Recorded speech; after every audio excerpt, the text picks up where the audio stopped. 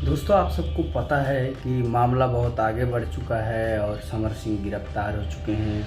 तो कहीं न कहीं लोग बहुत सारा आरोप लगा रहे हैं। उनकी माँ डायरेक्ट बोल दे रही हैं कि समर सिंह ने ही मेरी बेटी को मरवाया है। बहुत सारे न्यूज़ वाले उल्टा-सीधा चला रहे हैं। नमस्कार, प्रणाम, हर हर महादेव। मैं सतीश चक्रवर्ती, आप सभी का स्वागत है मेरे ब्लॉग वीडियो में और चैनल के माध्यम से थोड़ा-सा कुछ बताने आया हूँ, कुछ जानकारियाँ लेके आप सबके बीच में, क्योंकि लोग पब्लिक नहीं जानता है कौन क्या है क्या नहीं है।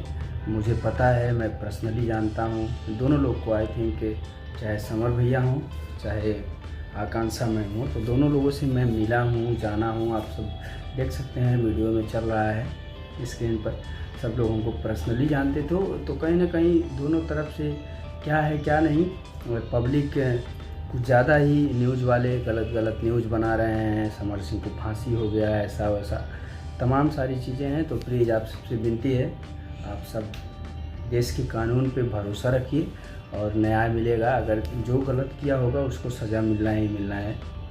तो आप लोगों से विनती है कि फेक न्यूज़ और तमाम सारी चीज़ों को ना चलाएं और इंतज़ार करें समय का, क्योंकि समय से बड़ा कोई नहीं है।